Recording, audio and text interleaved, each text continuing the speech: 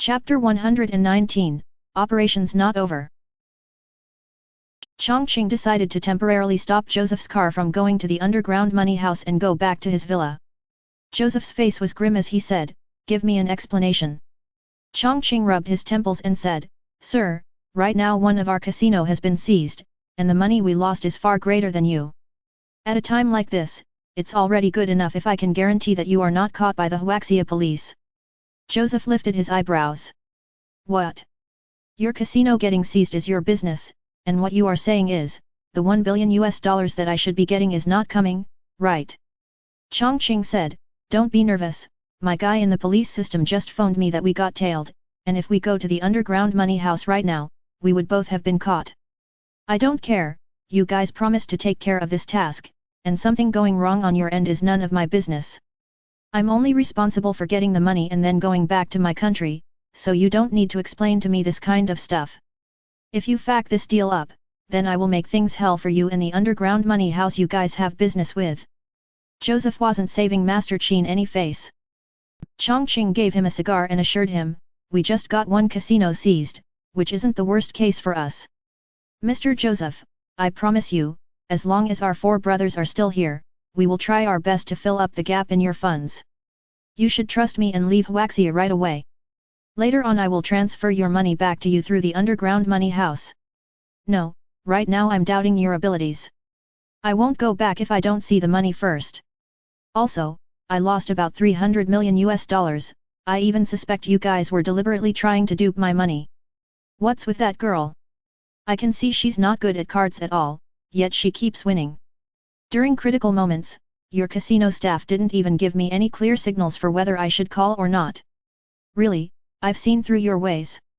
Let me tell you, here are two things. First, I take my money and leave. Second, if anything happens to me here, then sorry, the big clients of the Middle East behind me will not let you off the hook." Chongqing's face slightly changed. During the recent years, Westgate relied heavily on the grey income of these large clients to be able to thrive to the point that they were at today. If they screwed up this time, then they would likely lose most of their international clients, which would be extremely bad for the future development of Westgate. "Mr. Joseph, give me one day. As long as we get through today not doing anything, the police will probably stop after arresting some people. We've been in business for a long time now, so you know we already built a trustworthy reputation." Joseph gritted his teeth and said, "Fine, but you guys must fill up the $300 million I lost." "Chongqing, that's impossible. You lost the money yourself, and we will only earn $50 million from this deal. Where would we find you the $300 million? Mr. Joseph, please don't step over the line." Joseph slammed his hand on the table. "Then go ask your dealer, what the fuck was he trying to pull? Multiple times, he gave that woman a better hand yet he didn't warn me. I really don't believe it if you say this wasn't a trap set by you guys. Mr. Chong, if you want to play me like this, then you can go talk to my boss." Outside the villa, Su Cheng was listening to everything that was going on in the house, including every single word that was said. Very well, the plan of getting Shen Yao to win tons of Joseph's money worked. Now, this guy didn't know how to fill the huge hole of losses that he incurred and had no choice but to ask for help from Westgate. "Since you guys want to hide, then I will stir up this shit even more and make you guys fight harder," Su Cheng thought. Su Cheng still had another trump card, and that was the other client that was involved in money laundering. Earlier, they also got information on another boss that runs a domestic freight company that was also involved in smuggling. He must have support from people in South Asia, or his business wouldn't have been able to thrive to the point it was at now. Now, this businessman was already arrested during the seizing of the casino, and if he were to spread the news that he was set up by Westgate and swindled out of the money he was supposed to launder, things would get pretty interesting. At the thought of this, Su Cheng picked up his phone and called Wu Gang, "Go to the prison and get someone from North Gate. It's best if it's a guy that has a lot of connections in the underground world. Get him to cooperate on something." Wu Gang immediately nodded and answered, "Boss, I know what to do now." Su Cheng, "Oh right, order some takeout and send it over for me. I'm going to stay here today until we get them all. Tell everyone that the operation's not over. The big fish hasn't even been caught yet." Wu Gang, "Yes, right away, boss." After hanging up, Su Cheng leaned back on the chair and continued to eavesdrop on everything going on inside the villa. During this period of time, the conversation between Chongqing and Joseph already revealed a lot of clues.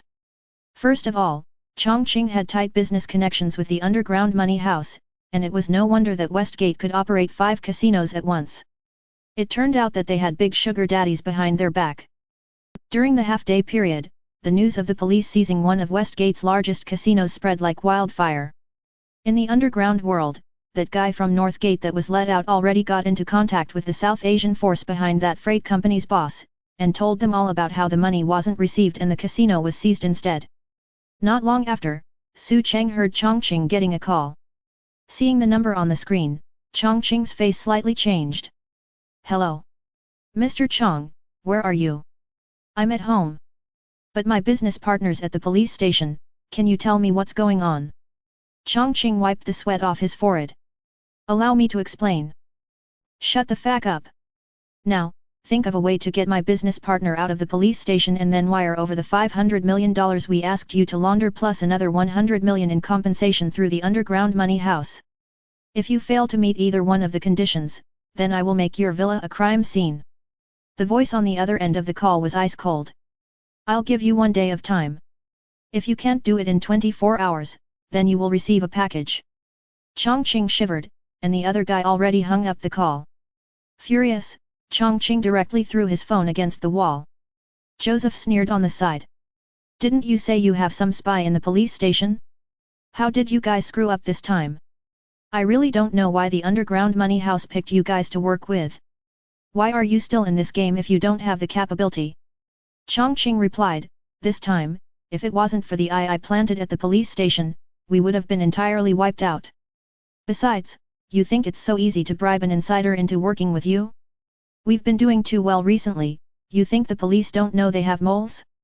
The moment we bribe someone to work with us, the guy would get eliminated. Now, it's already very hard to get someone to work with us.